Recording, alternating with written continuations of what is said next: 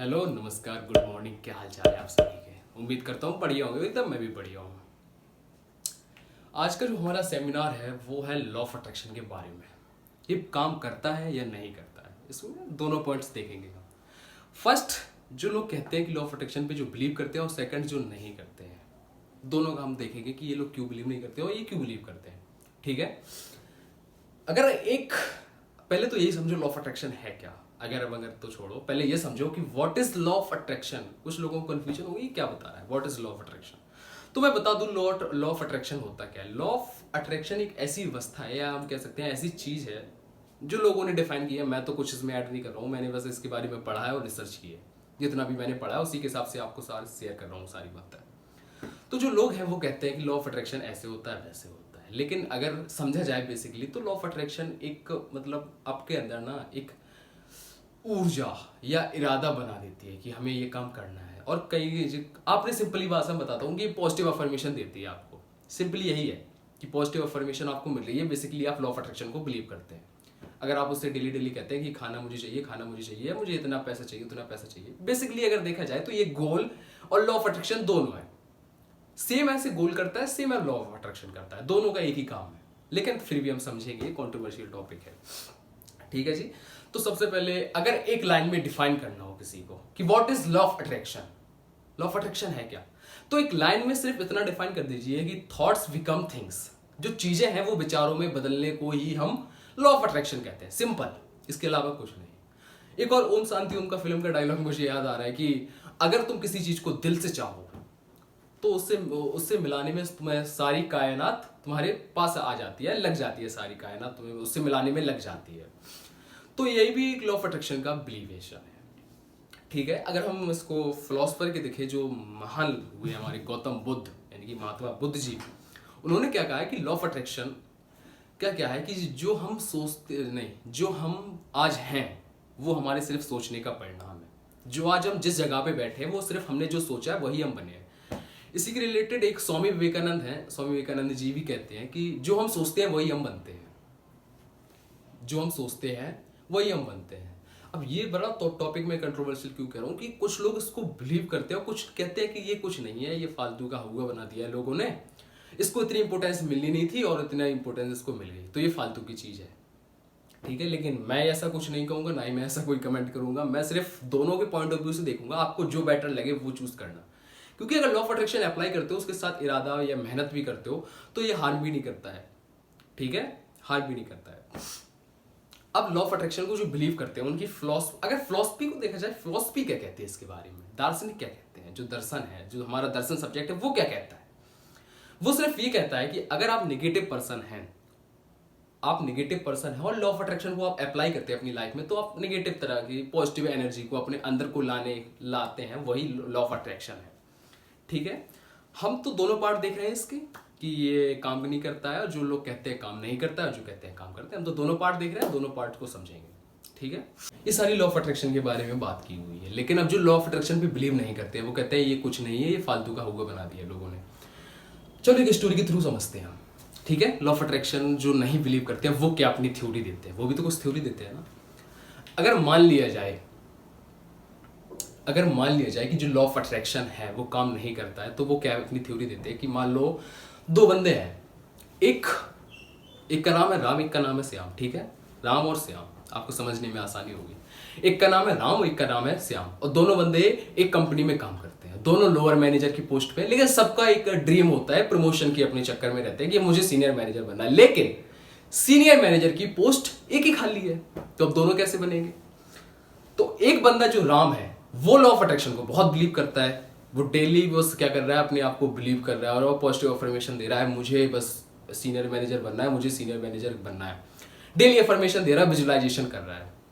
ठीक है, और जो श्याम है उसको इतना मतलब नहीं है, वो कहता है कि जितना मुझे आज काम मिला है मैं वो करूंगा, मुझे कुछ मतलब नहीं है अगर मुझे सीनियर, अगर मैं एबल हूंगा तो सीनियर मैनेजर की मुझे पोस्ट मिल जाएगी और नहीं होऊंगा तो नहीं मिलेगी। वो सिंपल ये कहता है।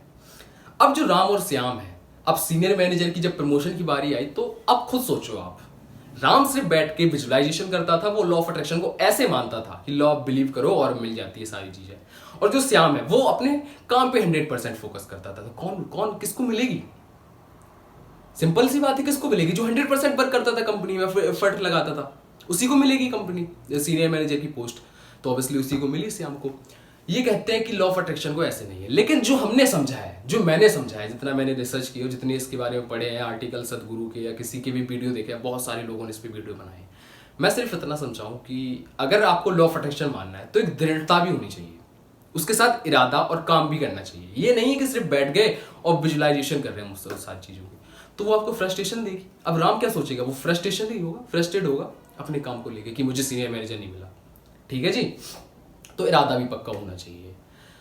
और एक और एग्जांपल दूं मैं, अगर जो लोग कहते हैं कि पॉजिटिव अफर्मेशन डेली देनी चाहिए आपको, आपके माइंड में वो चीज रहेगी तो आपको वो चीज मिल जाएगी, वो चीज मिल जाएगी। कहते हैं ना कि अपने आप को पॉजिटिव अफर्मेशन दो, पॉजिटिव अफर्मेशन दो। अब एक चीज सोचो सिंपल, अभी सर्दी जैसे है, यहाँ पे चंडीगढ़ में तो बहुत सर्दी पड़ रही है और आपके वहां पे भी पड़ रही होगी जहां पे भी आप है, तो समझो कि जो रास्ते में रहते हैं या रोड के किनारे बच्चे रहते हैं, वो तो दिन भर उसी के बारे में सोचते होंगे, मुझे कंबल मिल जाए कहीं से, मुझे कंबल मिल जाए बस, इसके अलावा तो कुछ नहीं सोचते होंगे। वो सोचते होंगे? नहीं सोचते होंगे। वो दिन भर वही पॉजिटिव अफर्मेशन देते, लेकिन फिर भी उनको कंबल नहीं मिलता। क्यों? अगर पॉजिटिव अफर्मेशन काम कर रही है तो उनको कंबल क्यों नहीं मिलते हैं? नहीं मिलते हैं ना। अब थोड़े थोड़े और इसको एलेबरेट करते हैं कि मान लो रोड पे जो बंदे रहते हैं, वो कहीं आपने देखा भी लोहा ठोकते हैं, लोहे का या लोह पीटा कहते हैं उनको कई कई जगह पे, लोह पीटा। वो जो रोड पे रहते हैं, उनकी छोटी सी शॉप होती है। अब उनका भी तो इरादा होता होगा ना यार कि मुझे बड़ा बिजनेसमैन बनना है और मुझे लोहा पीटते पीटते कुछ बड़ा करना है, मेरा भी घर हो, मेरे भी अच्छे अच्छे खाने हो। लेकिन क्या उनके पास आता है? वो तो डेली यही सोचते होंगे दिन भर, वो तो दिन भर यही सोचते होंगे, इनके दिमाग में यही चीज रहती होगी कि मेरा भी बिजनेस बढ़े, मेरा भी ग्रो। लेकिन नहीं, लॉ ऑफ अट्रैक्शन क्यों काम नहीं करता है फिर वहां पे? क्योंकि लॉ ऑफ अट्रैक्शन का सिर्फ जो लोगों ने इसको समझा है वो है ही नहीं उसका मतलब। अगर आप देखो इसको सीरियसली, जो लॉ ऑफ अट्रैक्शन लोगों ने समझा है वो एक्चुअली में है ही नहीं लॉ ऑफ अट्रैक्शन जो आप समझ रहे हो। लॉ ऑफ अट्रैक्शन ऐसा कुछ नहीं है। चलो, आप उम्मीद करता हूं दोनों पॉइंट समझ गए होंगे। अब इसको कंक्लूड करते हैं, एक टॉपिक को हम समझेंगे, कंक्लूड करेंगे। अगर इसको कंक्लूड किया जाए तो मुझे एक एग्जांपल याद आ रहा है चार्ल्स डार्विन का। वो एक थ्योरी देते हैं। चार्ल्स डार्विन कहते हैं कि हम सभी बंदर थे, हमारा जन्म भी बंदरों से हुआ है, लेकिन हमारी जो पूंछ गायब हो गई, हमारे जबड़ा ठीक हो गया, हमारा बॉडी का स्ट्रक्चर भी ठीक हो गया, लेकिन जो हमारा मन है वो हमेशा बंदर ही रहा।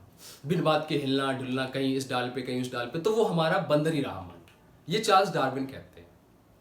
तो सही बात है, हमारा मन आज भी बंदर है, कहीं इस डाल पे कहीं इस डाल पे। आपका भी कभी कभी ऐसा होता है ना कि मुझे ये बनना है, मुझे वो बनना है, कंफर्म नहीं होता है कभी भी। ठीक है, कंफर्म नहीं होता है कभी भी, मन हमारा ऐसे ही घूमता फिरता रहता है। ये सारी चीजें होती है। अगर एक स्टोरी मैं आपको सुनाना चाहूँ, ये सदगुरु जी ने स्टोरी सुनाई थी, बड़ी अच्छी स्टोरी मुझे लगी और मुझे लगा कि इस टॉपिक पे इस स्टोरी को ऐड कर दिया जाए। तो एक व्यक्ति था, वो सुबह सुबह सैर करने निकला और सौभाग्य से वो स्वर्ग पहुंच गया।